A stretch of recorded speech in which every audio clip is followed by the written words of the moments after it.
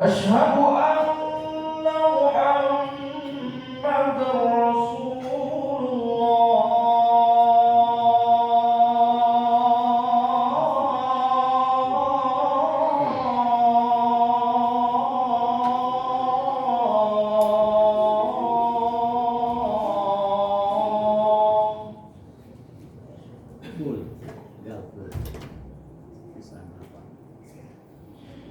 حي على الصلاة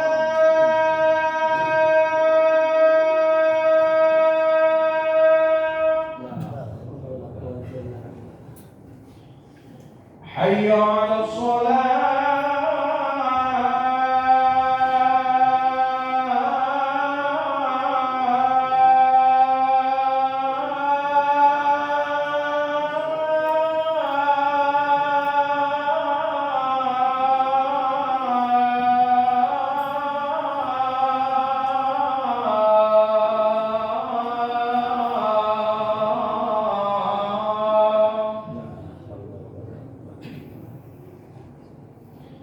حي على الفلاح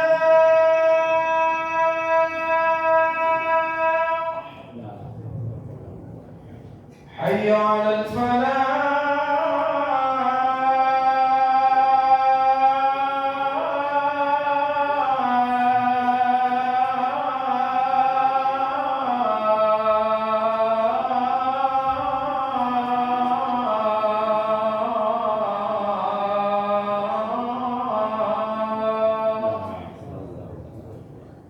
الله أكبر الله أكبر لا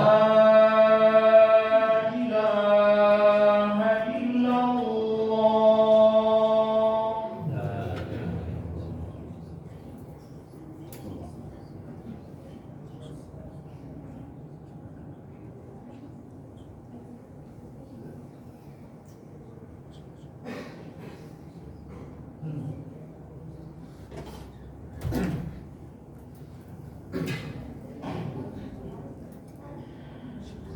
إن الحمد لله نحمده ونستعينه ونستغفره ونعوذ بالله من شرور أنفسنا ومن سيئات أعمالنا من يهد الله فلا مضل له ومن يضلل فلا هادي له أشهد أن لا إله إلا الله وحده لا شريك له وأشهد أن سيدنا محمدا عبده ورسوله لا نبي بعده اللهم صل وسلم وكرم وعظم وبارك على سيدنا محمد وعلى آله وصحبه أجمعين أما بعد فيا عباد الله أوصيكم وإياي نفسي بتقوى الله وطاعته لعلكم تفلحون. وقال الله تعالى في محكم تنزيله وهو أصدق القائلين أعوذ بالله من الشيطان الرجيم يا أيها الذين آمنوا اتقوا الله حق تقاته ولا تموتن إلا وأنتم مسلمون صدق الله العظيم. Ma'asyiral muslimin rahimakumullah, sidang Jumat yang berbahagia. Puji syukur kita haturkan kepada Allah Subhanahu wa taala yang masih memberikan kita kesempatan untuk mengerjakan amal kebajikan di sisa umur kita agar kita bisa mendekat dan mati husnul khatimah. Mudah-mudahan Allah wafatkan kita dalam kondisi yang terbaik, dalam keadaan yang terbaik, dalam membawa keimanan yang terbaik kepada Allah Subhanahu wa taala dan dipanggil di waktu yang terbaik, di tempat yang terbaik dan di hari yang terbaik, di hari Jumat. Mudah-mudahan kita semua yang hadir bisa berjumpa dengan Nabi Muhammad SAW.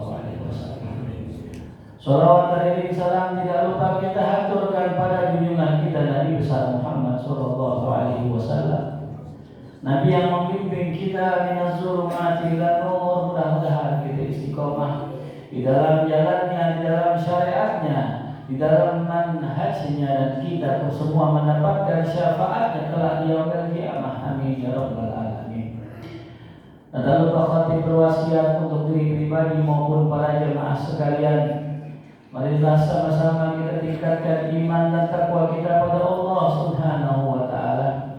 Dalam artian takwa yang sebenarnya, yaitu imtithal awamirillah. Kita kerjakan segenap perintah Allah, wajtinabun nawahi, dan kita jauhi segala larangannya. Masyaallah muslimin rahimakumullah. Tidak ada yang kita cari di dunia ini melainkan adalah mati husnul khatimah. Karena seberapapun hebatnya kita, seberapapun banyaknya harta kita, tidak akan bisa membeli surga, tidak akan bisa membeli keimanan kepada Allah Subhanahu wa taala. Tidak ada jaminan orang yang banyak harta di dunia itu bisa selamat nanti di akhirat. Maka selalu dan selalu kita memohon kepada Allah agar kita diwafatkan dalam keadaan husnul khatimah. Dikisahkan dalam sebuah kisah, ada seorang syekh, seorang ulama yang memiliki hobi memelihara burung yang bisa diajak bicara.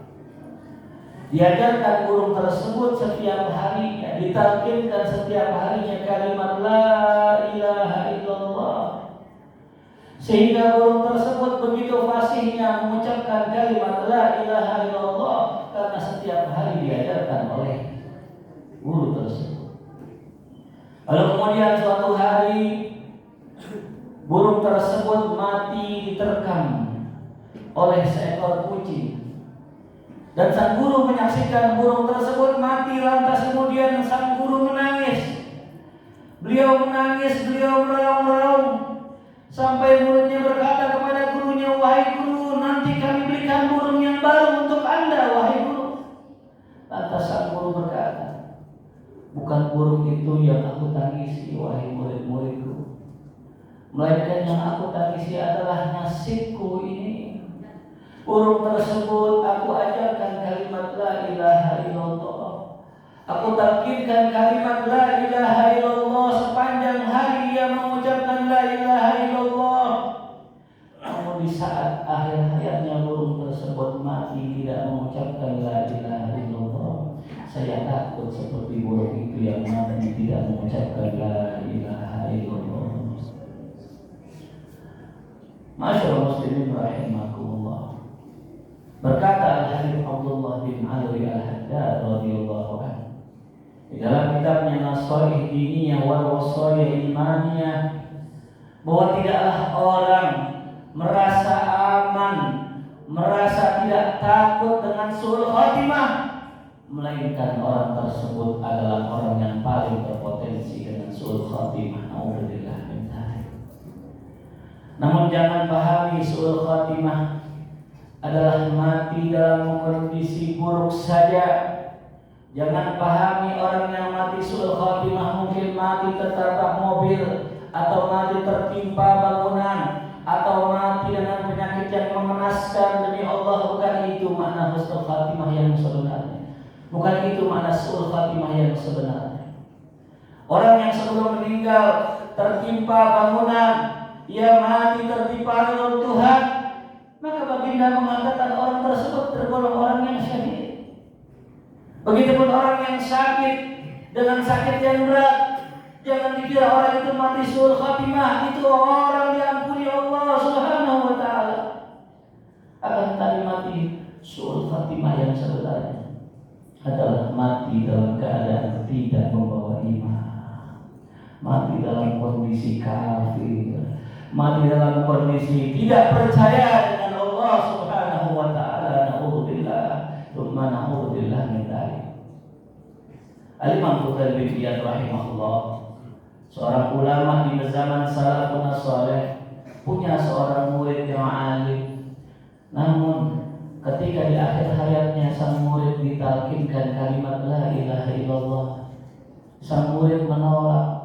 Ditalkinkan dan dibacakan la ilaha illallah. Lantas dia berkata, guru sudah lama aku tinggalkan dan aku berlepas dari kalimat tersebut. Sang guru menangis melihat muridnya di akhir hayatnya mati dalam kondisi kafir, mengenaskan. Alhamdulillah min dzalik. Lantas sepulang dari rumah muridnya tersebut, sang guru menangis.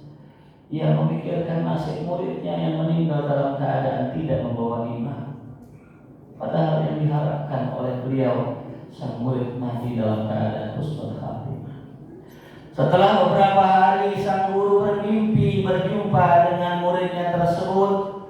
Atas dia bertanya kepada muridnya, wahai muridku, apa yang menyebabkan engkau keluar dari agama Allah?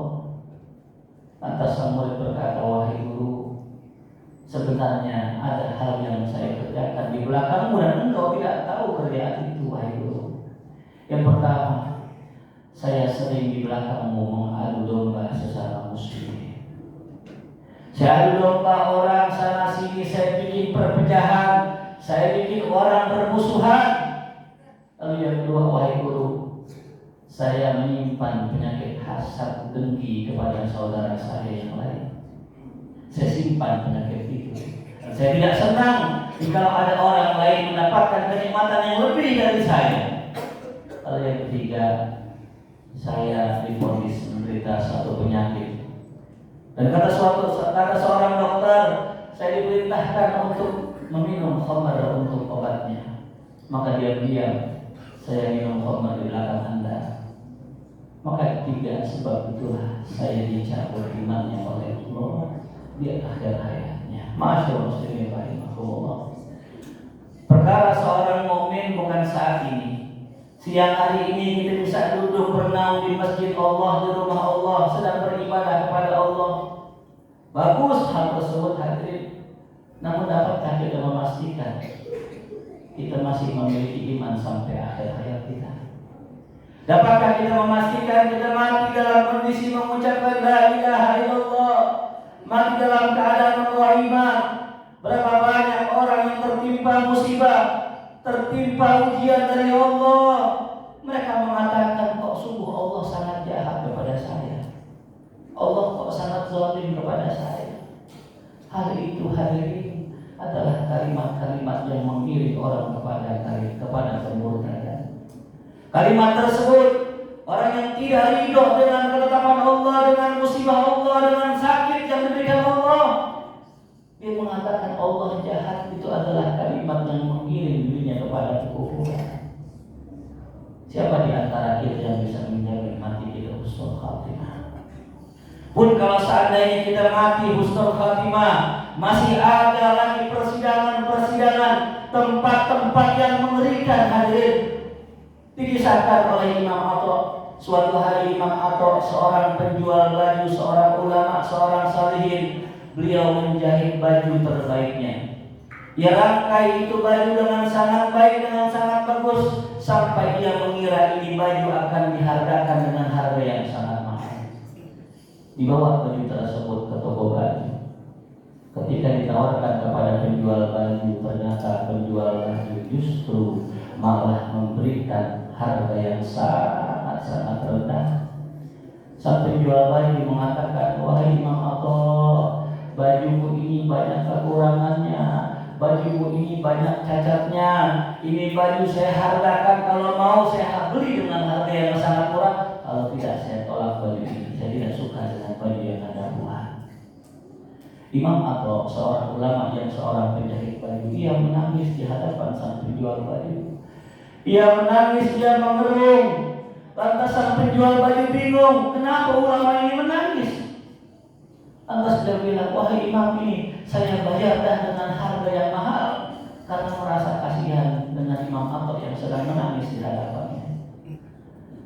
Lantas Imam Atha mengatakan, wahai Tuhan, bukan harga baju inilah yang saya takutkan dan saya membuat saya menangis. Tapi ketika Anda menolak baju bikinan saya, baju buatan saya menangis. Saya membayangkan nanti di hari kiamat, ketika saya mempersembahkan amal ibadah saya, amal sholat saya, amal puasa saya yang saya anggap sudah sangat sempurna, namun ternyata Allah mengkoreksi amal ibadah saya. Allah lihat di dalam amal ibadah saya terdapat riya, terdapat keinginan ingin dipuji, terdapat keinginan ingin terkenal, terdapat keinginan dunia, sehingga amal ibadah yang saya anggap sempurna habis dicela oleh Allah dan ditolak oleh Allah lantaran cacatnya amal saya tersebut. Itu yang saya khawatirkan, wahai Tuhan, bukan lantaran Engkau menghargai baju saya dengan harga yang murah. Subhanallah. Para hadirin ma'asyiral muslimin rahimakumullah, begitulah keadaan orang-orang soleh di zaman dahulu. Yang mereka takutkan bukan hidup miskin, yang mereka takutkan bukan hidup susah, tapi yang mereka takutkan adalah mati su'ul khatimah. Yang mereka takutkan adalah mereka nanti ketika di akhirat dicampakkan oleh Allah Subhanahu wa ta'ala. Mumpung masih ada waktu kita untuk bertobat, mumpung masih ada waktu untuk kita berdoa, mari sama-sama kita berdoa. Mudah-mudahan kita semua meninggal dalam keadaan husnul khotimah, meninggal dalam keadaan dibimbing oleh Rasulullah, dibimbing oleh baginda Rasulullah, dibimbing oleh baginda Rasul dunia dan akhirat. Mudah-mudahan kita semua selamat mendapatkan syafaat, dikumpulkan bersama Nabi Muhammad sallallahu alaihi wasallam. A'udzubillahi minasyaitonir rajim. Bismillahirrahmanirrahim. Wal 'ashri innal insana lafi khusr illa alladziina aamanu wa 'amilus shalihaati wa tawassaw bil haqqi wa tawassaw bis sabr. Barakallahu li wa lakum fil Qur'anil 'azim wa nafa'ani wa iyyakum bima fihi minal ayati wal hakim. Wa taqabbal minni wa minkum tilawatahu innahu was-sami'ul 'alim. Aqulu qawli hadza wa astaghfirullahal 'azim li wa lakum wa li sa'iril muslimin wa